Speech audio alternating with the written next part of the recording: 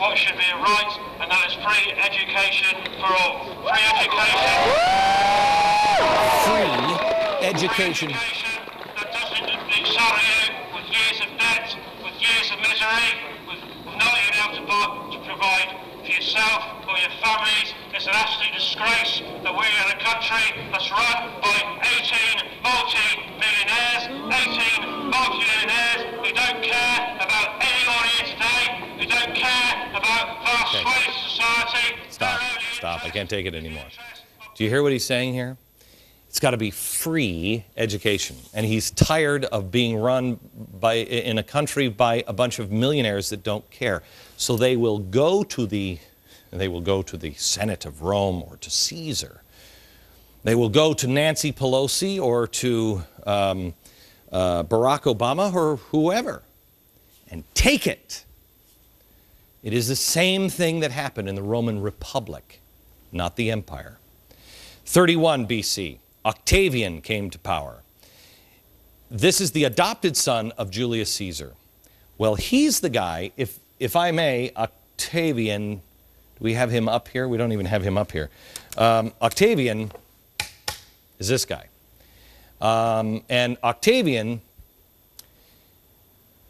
is this guy. Because Octavian is the guy who established the political structure that was the basis of what became the Roman Empire, the Roman imperial government. For the next 4 centuries, major changes need to be made. The whole thing was falling apart because they had dismantled it. They had, bit by bit, dismantled everything. It was in trouble, and people were crying out that we got to have change, we got to have change. So Octavian came in. But Octavian was genius. He realized that the Roman people, they loved the Republic. They loved it.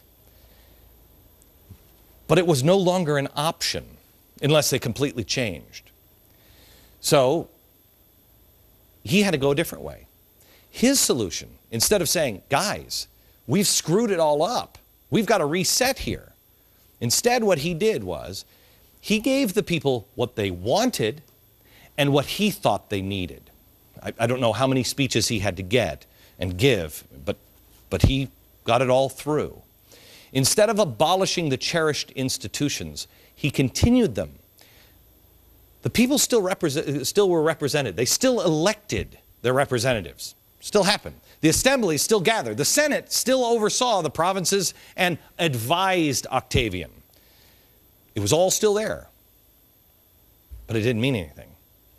As one textbook puts it, quote, by maintaining the facade of the Republic, Octavian camouflaged his absolute power. By maintaining, we just saw that they're saying this is rigged. In their own party, Senate, the Senate is now saying this is rigged. There's something wrong here. We just showed you that the FCC is going around the Senate. They said no. Court said no. But the FCC is pushing net neutrality anyway. And moreover, Octavian's control over the armed forces made resistance futile. Couldn't resist. In keeping with his policy of maintaining the appearance of traditional Republican government, Republican as in the Republic, it was all still there. He went a step further. He refused to be called Caesar. Remember, he was the adopted son, Caesar. Nope. He didn't want to be a dictator. Nope. Instead, he disguised himself. He was an autocratic ruler. He took the title of princeps, which is first citizen. I'm just like you. I am just like you. First citizen. The people of Rome had gone from being citizens of a republic to subjects of an emperor. And it all happened without violence, without votes, or without fanfare. They didn't really even know. And they were actually happy about it because they were bought off. Now, where are we seeing this today? I'll show you when we come back. I have to tell you, we're so backed up. I have so much to share with you tonight on ancient Rome and some of the other things. And then this is from a book, The Road We Are Traveling, Stuart Chase. It's extraordinarily difficult to, I only have a copy of it, literally a copy of it. We had one of our producers stand at a Xerox machine to copy it because you can't get an old copy of it. And I want to show you what's happening in ancient Rome, and then what happened in the 1940s and where we're headed now in the future. We have so much information. This is the first third of this book, Broke. I'm going to give you a free preview of Chapter 1 from Broke, Ancient History, Modern Lessons. If you can't get out into the bookstore and get it, that's fine. Just sign up for my free email newsletter tomorrow, and I'm going to give you the first part of this section of the book.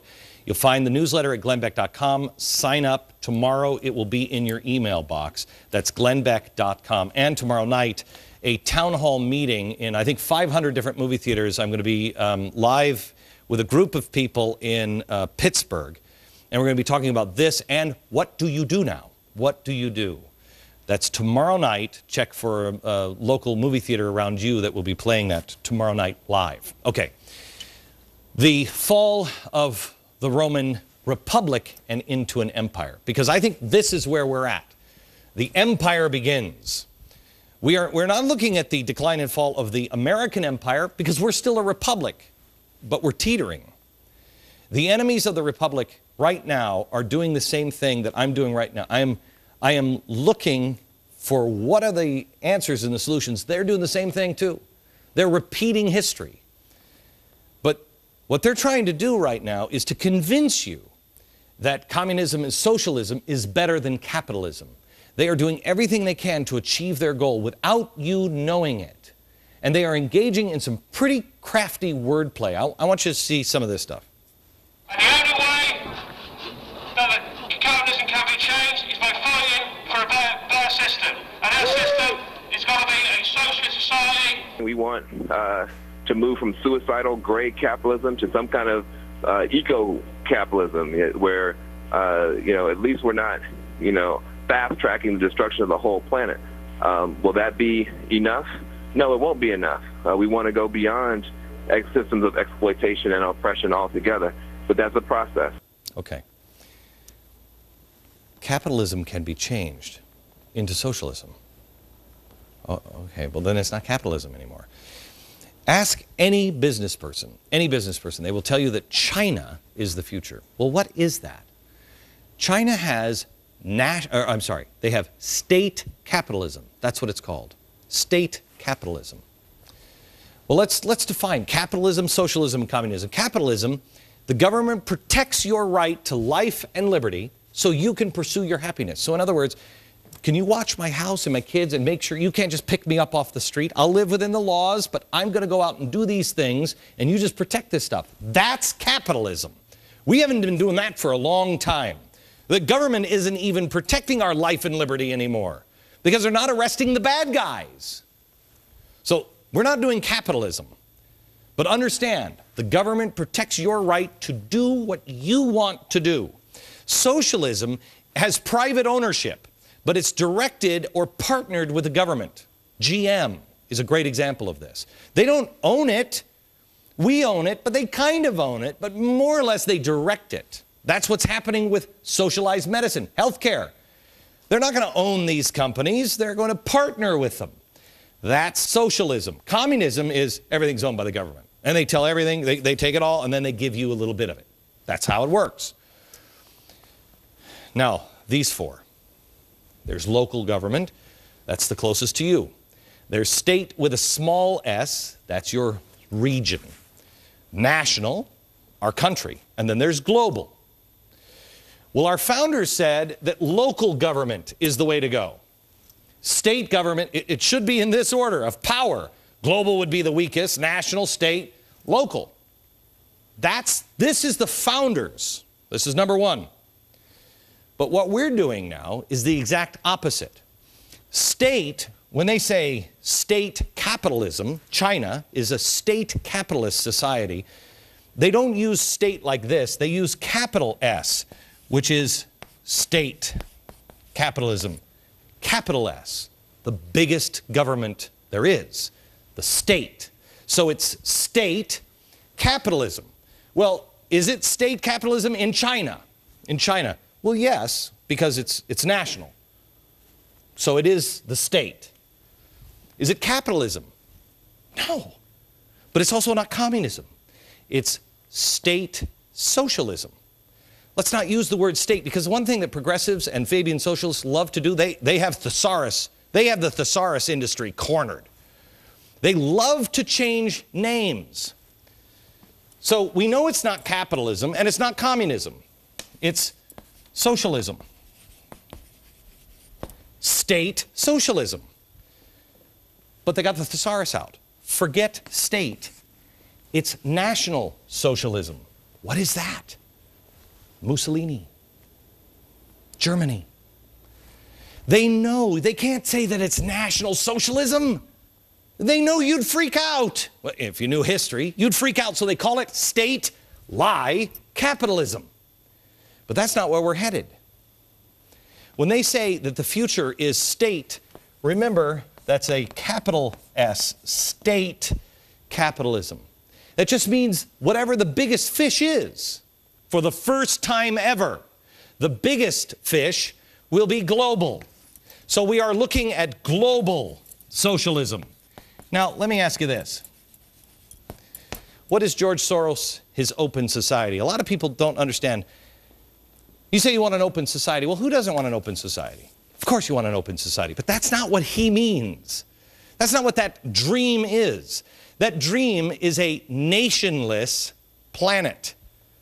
So we're not talking about what they're creating over there. We're not talking about national socialism. We're talking about state socialism, the globe, because we're talking about a world without nationalities. Oh, they're not going to tell you that now, but that's what George Soros will. The head of Bolivia's army just came out and said, quote, "We declare ourselves anti-imperialist because in Bolivia there can exist no external power imposing itself. We declare ourselves anti-capitalist because this system is destroying Mother Earth." This is another lie we're being told. It has nothing to do with capitalism. None of it. Here's Mussolini's words. National socialism, Mussolini. Everything for the state, nothing outside of the state, nothing above the state. So, in this segment, this is all I wanted you to get. When China says they're using state capitalism, it is a lie, because the definition of capitalism does not fit China. Neither does communism anymore. It fits socialism. State is just another word for national. National socialism is Mussolini. It is Hitler. And more importantly, in The Road We Are Traveling, a book that was written, the guy, I think he was the guy who coined the phrase the New Deal. He talked about state capitalism. He talked about this new system. He just called it System X, that we were changing into. Wait until I read to you what he said we're changing into. See if you recognize any of these things. Back in a minute.